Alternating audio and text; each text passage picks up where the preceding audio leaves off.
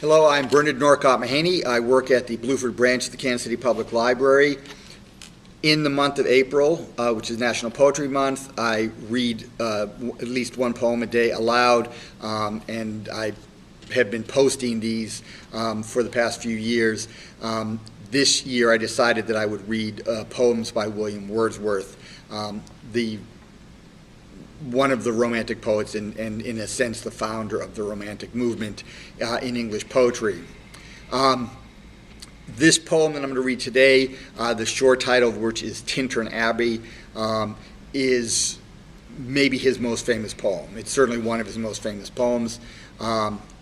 So here is lines composed a few miles above Tintern Abbey on revisiting the banks of the Wye during a tour, July 13th, 1798.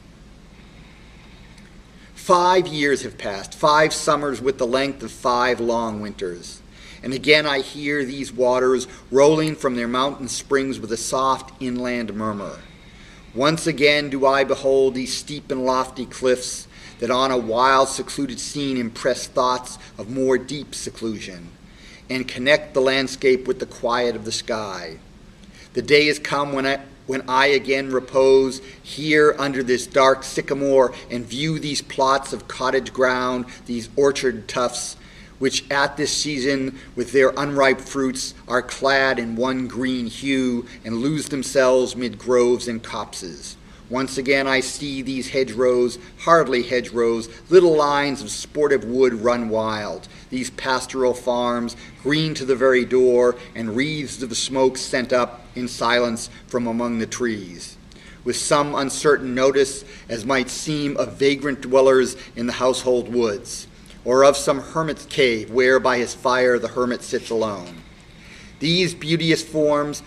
through a long absence, have not been to me as in a landscape to a blind man's eye, but oft in lonely rooms and mid the din of towns and cities, I have owed to them in hours of weariness sensations sweet, felt in the blood and felt along the heart, and passing even into my purer mind with tranquil restoration, feelings too of unremembered pleasure, such perhaps as have no slight or trivial influence on that best portion of a good man's life, his little, nameless, unremembered acts of kindness and of love. Nor less I trust to them I may have owed another gift, of aspect more sublime, that blessed mood in which the burden of the mystery, in which the heavy and the weary weight of all this unintelligible world is lightened, that serene and blessed mood in which the affections gently lead us on, until the breath of this corporeal frame and even the motion of our human blood, almost suspended, we are laid asleep in body and become a living soul, while with an eye made quiet by the power of harmony and the deep power of joy, we see into the life of things. If this be but a vain belief, yet oh, how oft, in darkness and amid the many shapes of joyless daylight, when the fretful stir unprofitable and the fever of the world have hung upon the beatings of my heart, how oft in spirit have I turned to thee, O sylvan Wye, thou wanderer through the woods, how often has my spirit turned to thee. And now, with gleams of half-extinguished thought, with many recognitions dim and faint, and somewhat of a sad perplexity, the picture of the mind revives again, while here I stand, not only with the sense of present pleasure, but with the pleasing thoughts that in this moment there is life and food for future years. And so I dare to hope, though changed, no doubt, from what I was when first I came among these hills, when like a roe I bounded o'er the mountains by the sides of the deep rivers and the lonely streams, wherever nature led, more like a man flying from something that he dreads than one who sought the thing he loved.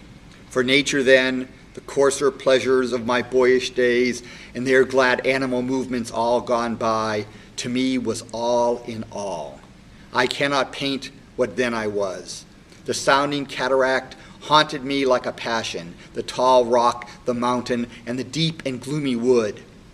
Their colors and their forms were then to me an appetite, a feeling and a love that had no need of a remoter charm, by thought supplied, nor any interest unborrowed from the eye. That time is past, and all its aching joys are now no more, and all its dizzy raptures.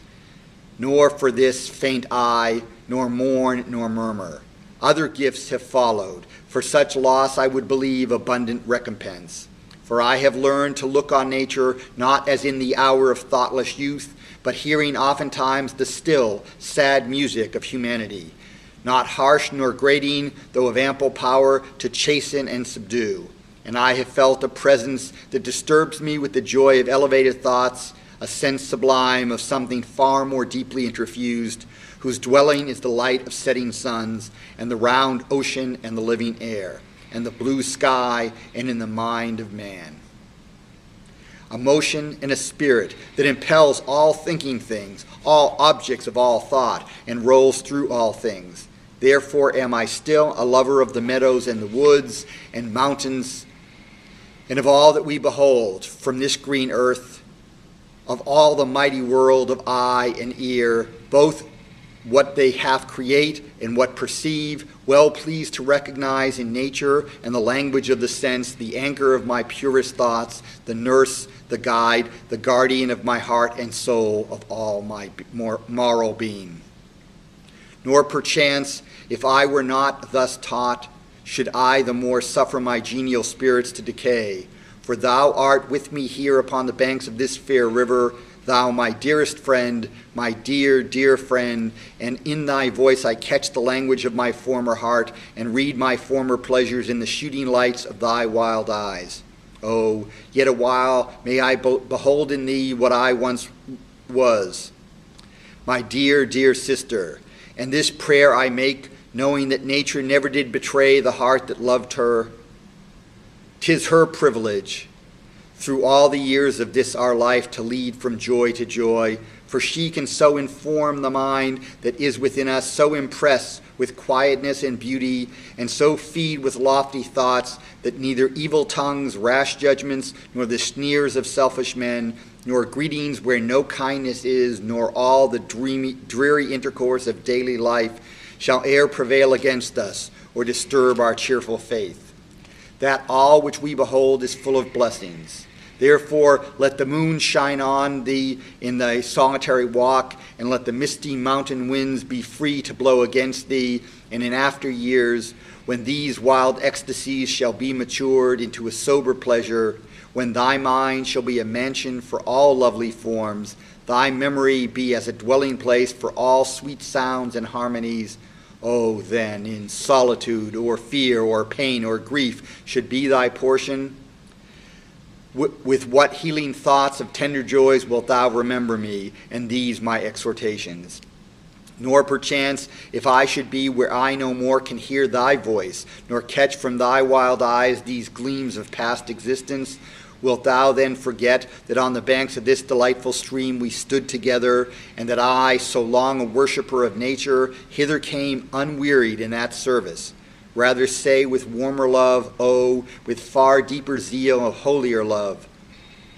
Nor wilt thou then forget that after many wanderings, many years of absence, these steep woods and lofty cliffs and this green pastoral landscape were to me more dear, both for themselves and for thy sake.